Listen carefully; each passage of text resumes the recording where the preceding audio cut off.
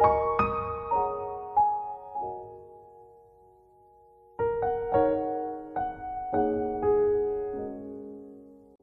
সবাইকে, কি অবস্থা সবার? আমি ঐশ্বর্য, ওয়েলকাম করছি আমার নতুন আরেকটা ভিডিওতে। তো আজকে একদম র্যান্ডম একটা উইকডে। তো উইকডেগুলোতে আমার বিকালটা যেভাবে কাটে আমি সেটাই শেয়ার করছি আজকের ভিডিওতে। মামনি দুপুরবেলা খাবার দাবার খেয়ে ওকে স্নান করিয়ে দিয়েছি, তারপরে ওকে ঘুম পাড়িয়ে রেখে এখন রান্নাঘরে আসলাম। টুকটাক কাজকর্ম যা জমা পড়ে আছে সেগুলো সারতে হবে এখন। বেশ কয়েকদিন যাবত আমার রুটিনটা ঠিক এরকমই হয়ে গেছে যে মামনি সকালে যখন ঘুম থেকে উঠে আর দুপুরবেলা যখন ঘুমাতে যায়, মানে ন্যাপ নিতে যখন যায়, তার আগ পর্যন্ত এই সময়টা টোটালি আমি আমার মেয়েকে নিয়ে কাটাই। ওকে সময় দিই, আমি অন্য কোনো রকম কোনো কাজ করতে পারি না। আমরা দুইজনে ব্রেকফাস্ট করি, মামনিকে লাঞ্চ করাই, স্নান করাই, আর তার মধ্যে প্রায় ঘন্টাখানেক তো আমি বাংলাদেশেই কথা বলি। তো সব কিছু মিলিয়ে এই টোটাল টাইমটা আমার একটু রিল্যাক্সেই কাটে। আর যেই আমি মামনিকে ঘুম পাড়িয়ে রাখি, ঘুমানোর সাথে সাথে আমার একদম টাইম স্টার্টস নাও। আমি এর মধ্যে যতখানি কাজ করা সম্ভব আমি সেগুলো করে ফেলি। আগেও আমি বহুবার বলেছি যে আমার দুপুরবেলার খাবারটা কখনোই সময় মতো খাওয়া হয় না, আজকেও হয়নি। আর আজকে আমার একেবারেই ভাত খেতে ইচ্ছা করছে না, আমার মাঝে মাঝেই ভাত খেতে ইচ্ছা করে না। তো এরকম আমি কাপ নুডলস কিনে রেখে দিই ইনস্ট্যান্ট, তো যার জন্য একদম খুব সহজেই হয়ে যায়। এটা গরম জল দিয়ে রাখি, এটা নিজের মতো হয়ে যাবে, আর এই ফাঁকে আমার রান্নাঘরে যে কাজগুলো করার আছে আমি সেগুলো করে ফেলবো। তো ভিডিওটা এডিট করতে সময় আমি তো এই আমার গোছানোর যে ক্লিপসগুলো আছে এগুলোকে আমি স্পিড আপ করে দিয়েছি। তো ভাবছিলাম যে সত্যি সত্যি যদি এইরকম স্পিডে কাজ করতে পারতাম, মানে কেউ যদি পারতো তাহলে না কতই ভালো হতো। মানে সব কিছু চোখের পলকে হয়ে যেত, কাজ আর আটকা পড়ে থাকতো না। তো রাতের বাসনগুলো সব গুছানোর পর আবার কিছু টুকটাক বাসন জমেও গেছে। সকালে ওর বাবা চা খেয়ে গেছে, আমরা নিজেরা ব্রেকফাস্ট করেছি। তো সব কিছু মিলিয়ে এই টুকটাক করে বাসন না জমতেই থাকে। বাসন আমার কখনোই আমার সিঙ্ক ফাঁকা হয়ই না। যাই হোক, আজকে আমার একটা জমানো কাজ আছে, আমি সেটা শেষ করব। বেশ কয়েকদিন আগে আমার সব পার্সেল টার্সেল চলে এসেছে, ওই যে ব্ল্যাক ফ্রাইডে যে কেনাকাটা করেছি আমরা সেগুলোর। আমরা মলে তো গিয়েছিলাম ঠিকই, কিন্তু মল থেকে তো সেভাবে আমরা ফিজিক্যাল স্টোর থেকে অত বেশি কেনাকাটা করিনি, আমরা করেছি অনলাইনে। তো এই সব জিনিসপত্রগুলো এসে জমা পড়ে আছে, আমার এগুলো গুছিয়ে রাখা হয়নি। এমনকি আমি কয়েকটা এখনও খুলেও দেখিনি। তো আমি জাস্ট এই রুমটার মধ্যে জমা বেঁধে রেখে দিয়েছিলাম সব কিছু, আজকে এগুলো সব গোছাবো। তো এই জুতাটা আসলে আমি ওকে পছন্দ করে কিনে দিয়েছি। এটা অনেক অন্যরকম একটা শেপের, কালারের বা ডিজাইনটাই আসলে একটু অন্যরকম। ওর এরকম কোনো জুতা এর আগে ছিল না। তো আমি ভাবলাম একটু সবসময় যে ফর্মাল আর নর্মাল পরতে হবে এমন তো কোনো কথা না, একটু ডিফারেন্ট কিছুও পরা যেতে পারে, কালেকশনে থাকা উচিত। আর এই জুতাটাও নিয়েছে ওর রেগুলার ওয়্যারের জন্য। ও তো এভরি সিঙ্গেল ডে বাসা থেকে বের হয়, তো ওর ভালো মানে আরামদায়ক আর টেকসই জুতা প্রয়োজনও পড়ে খুব। তো এই জন্য ও রেগুলার ওয়্যারের জন্য এটা নিয়েছে। আর আমি এবার আলাদা করে কোনো জুতা নেইনি, কারণ আমার অলরেডি গত বছরে 2টা জুতা কেনা আছে। তো আমি ভাবলাম এবার স্কিপ করি। তো ও বলছিল যে ওর খুব শখ, ও একটা রেবেনের চশমা কিনবে।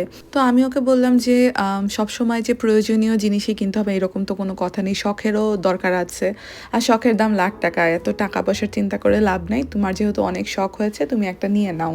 তো এই চশমাটা সত্যি এত সুন্দর। আমরা তো এই রেবেনের লোগোওয়ালা কত চশমা বাংলাদেশে দেখেছি, পড়েছি, কিন্তু যেইটা ব্র্যান্ডের জিনিস সেইটার আসলে ব্যাপারটাই অন্যরকম। এটা ধরেই বোঝা যায়, বা এটার যে শাইন ওটাই আসলে অন্যরকম। আমি যত্ন করে রেখে দিচ্ছি, তার শখের জিনিস, শখের জিনিসের ব্যাপারটাই আলাদা। আর বাথ অ্যান্ড বডি ওয়ার্কসের থেকে আমরা বেশ কিছু কেনাকাটা করেছি, এটা মল থেকে ফিজিক্যাল স্টোর থেকেই নিয়েছি। তো 3টা বডি স্প্রে নিয়েছি আমি আমার জন্য, আর ওর বাবার জন্য 2টা নিয়েছি। এর আগে না আমি বাথ অ্যান্ড বডি ওয়ার্কসের মেন সেকশনটা কখনো এক্সপ্লোর করিনি, তো ভাবলাম একটু ট্রাই করে দেখি কেমন হয়। কারণ আমি তো অনেক বড় ফ্যান ওদের ফ্রেগনেন্সের, তো আমার কাছে মনে হয় ছেলেদেরটাও ভালোই হবে।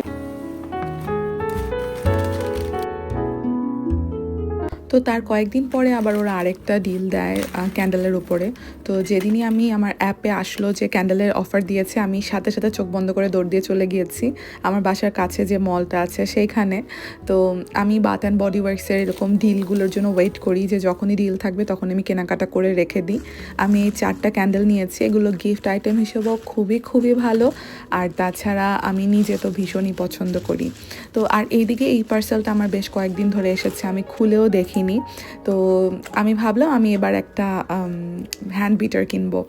আসলে আমরা এ পর্যন্ত তো 2-3টা ব্ল্যাক ফ্রাইডেতে এখানে আছি, 2-3টার বেশিই হবে। তো প্রতিবারই আমি দেখা গেছে কোনো না কোনো বা টিভি নিয়েছি, কখনো এয়ার ফ্রায়ার নিয়েছি, এই ধরনের জিনিসপত্র মানে স্পেশালি ইলেকট্রনিক্সের উপরে তো ভালো ভালো ডিল থাকে। তো আমার কাছে মনে হলো যে আমার এখন একটা হ্যান্ড বিটার দরকার। তো আগে ওরকম কোনো প্ল্যান ছিল না, আমার বেকিংয়ের প্রতি সেরকম কোনো নেশাও নেই, এখনও নেই। কিন্তু হয় না মাঝে মাঝেই না বেক করতে ইচ্ছা করে, মনে হয় একটু ব্রাউনি বানাই, একটু কেক বানাই, তখন এই হ্যান্ড বিটারটা আমি খুব মিস করি। তো ওই জন্য ভাবলাম যে থাক, একটা ডিল পেয়েছি যেহেতু কিনে রাখি। আর এখন তো একদম বেকিংয়ের সিজন চলছে, তো বাইরে স্নো টো পড়ছে, তো এর মধ্যে কিন্তু বেক করতে খুবই ইচ্ছা করে, আর অন্য কারোর রিল বা স্টোরি দেখলে তো আরও ইচ্ছা করে। তো ওই জন্য কিনে রাখলাম, যখন শখ হবে তখন বানাবো।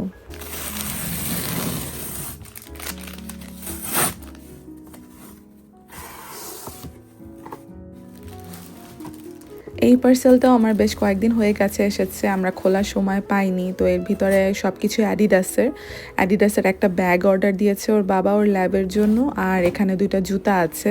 তো ব্ল্যাক ফ্রাইডের সময় যে শুধুমাত্র আমরা নিজেদের জন্য কেনাকাটা করি তা তো না, দেশের পাঠানোর জন্য, দেশে গিফট করার জন্য কেনাকাটাগুলো আমরা এই ডিলের সময় অনেকটাই করে ফেলি। সামনে যদি আমাদের দেশে যাওয়ার প্ল্যান থাকতো তাহলে অন্যদের মতো আমরাও আরও বেশি কেনাকাটা করতাম, কারণ সবাই দেখা যায় যে দেশে যাওয়ার আগের যেই ব্ল্যাক ফ্রাইডেটা পড়ে সেখানেই অনেকটা কেনাকাটা সেরে রাখে।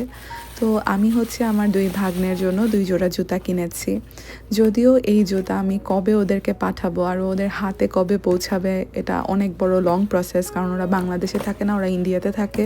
তারপরেও আমি কিনে রেখেছি, আর আমি জানি রাত সমু তোমরা 2জনে এই ভিডিওটা এখন দেখছো, তো এই উপলক্ষে আমি ভিডিওতে আরও ভালো মতো করে দেখিয়ে দিলাম তোমাদের জুতা জোড়া। 2টা জুতাই আসলে একদমই সেম, শুধুমাত্র কালার আলাদা। ওরা নিজেরাই পছন্দ করে আমাকে ছবি পাঠিয়েছে, আমি জাস্ট অর্ডার করে দিয়েছি।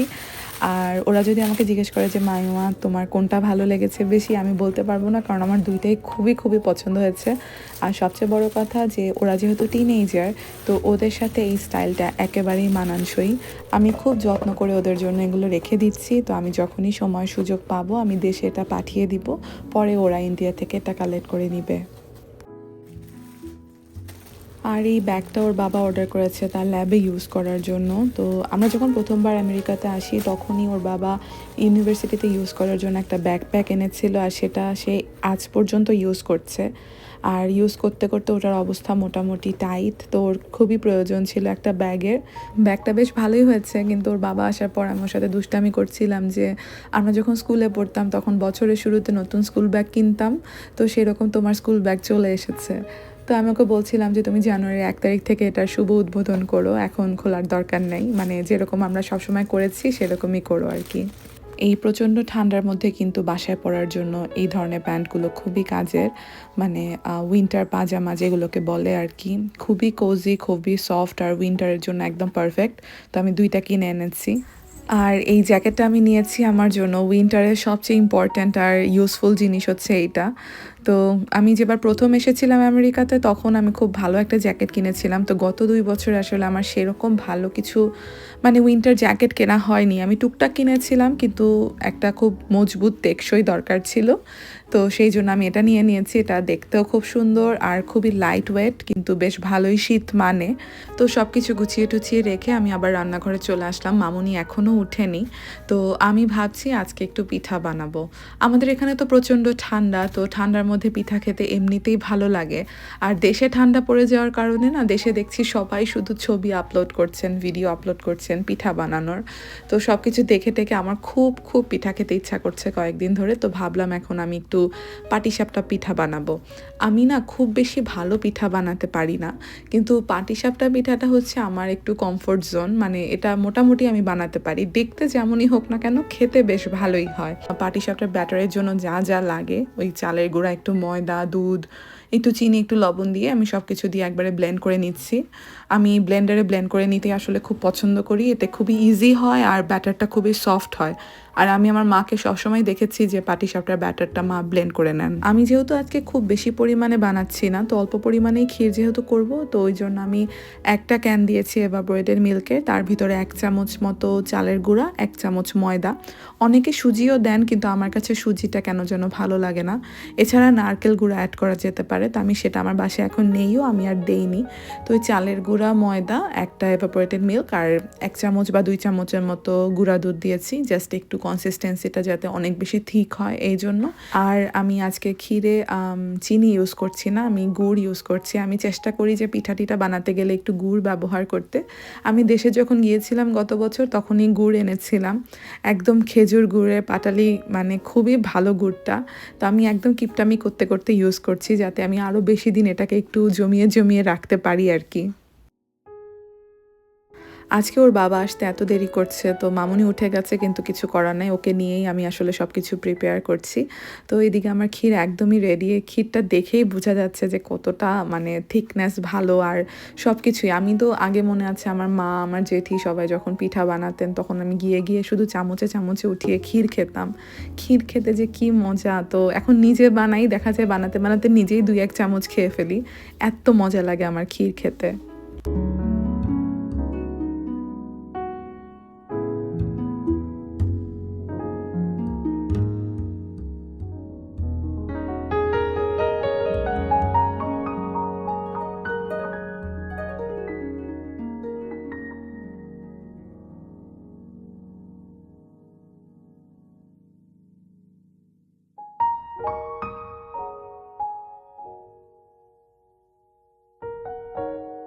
পাটিসাপটা পিঠা বানানো আসলে সেরকম কোনো কঠিন কিছু না।